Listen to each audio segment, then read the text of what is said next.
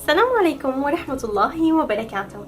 أصدقائي، اليوم إن شاء الله باستخدام المدور والدائرة اللي رح نساويها رح نصنع شكلين هندسيين. شو هن هالشكلين؟ خلينا نشوف مع بعض ونساويهم مع بعض.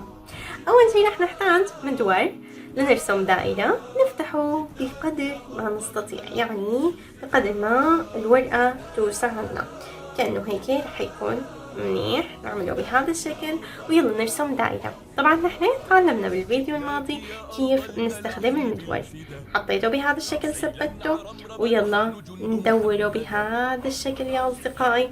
ومثل ما شايفين ملنا شوي ورسمنا الدائرة.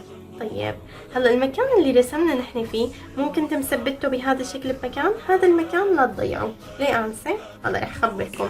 شوفوا أشرت عليه وهلا رح اجي حتى نأشر عليه بهذا الشكل بلون أسود عشان يوضح علينا.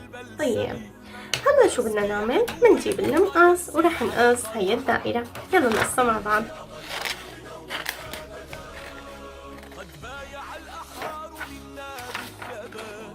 وتوحدوا جمع الطغاة بالشتات، نحمي حمى الأوطان نبقى للممات.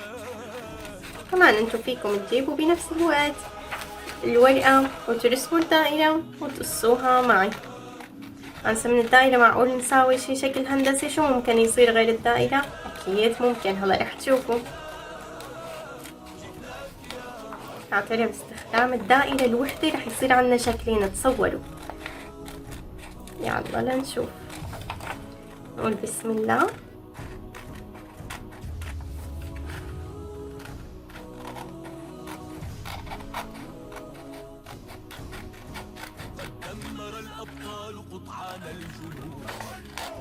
لازم تقصها شوي شوي لاني بعضهم شوفوا ما صاروا ساويين. انتوا وقت عم تقصوها كونوا مركزين اكتر، شو تعملوا شوي شوي، ما تستعجلوا مثلي.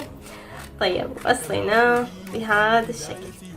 طيب هدول نشيلهم على طرف، نعمل بهذا الشكل كمان نشيله. انسى طيب ليش كنتي حاططي هذا أصدقائي؟ مشان مو قلنا نحن نثبت المدور بمكان؟ إذا هذا ما حاططته كان مع الأسف رح تروح الورقة وتجي.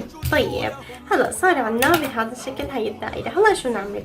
هلا أول شي خلوا أي طرف، أنسى الطرف التحتاني ما في فرق، أي طرف بتريدوا وتنوا حطوا تماما محل شو؟ محل ما كنتوا حاطين المدور. شوفوا أصلا هي النقطة اللي نحن كان شو عاملينها، اللي نحن كان نقطة المركز، أو نقول هذا كان عندنا المركز. بتني بهذا الشكل ليصير عنده تماما. أنسى تمام. تنينا أول وحدة، شو أعمل؟ هلا تعالوا عند الثانية كمان اتنوها يا أصدقائي. خلينا نتنيها. جينا لهون حطيناها كمان شفنا المركز ويلا نتنيها. طبعا هون ننتبه انه يكون بهذا الشكل يصير زاوية. تمام بإذن الله صار عندي بهذا الشكل. هلا شو برأيكم معنا هالشكل اللي رح نساوي؟ أكيد ظهر عليكم كأنه. نعمله هيك ويلا آخر شي بقيان عنا رح نتني. ولاحظوا الشكل اللي صار عنا مثلث باستخدام شو؟ باستخدام الدائرة. ايه أنسى والشكل الثاني اللي رح نساوي شو هو يا ترى؟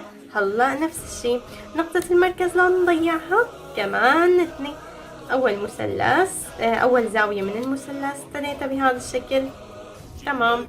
ثاني زاوية شو أعمل فيها؟ كمان نفس الشي، يلا نتنيها. تنيتها أنسى، شو أعمل هلا؟ كمان الزاوية الثالثة اتنوها بنفس الطريقة. يلا نتنيها كمان عند النقطة، عند المركز اللي قلت لكم اسمه صار مركز، تعلمنا اسمه. تنينا بهذا الشكل ومثل ما شايفين صار عنا مسدس يا أصدقاء. هذا الشكل لأني له 6 أضلاع بنسميه مسدس، وبالتركي بنسميه ألتجان. معناها نحن من دائرة شو صنعنا؟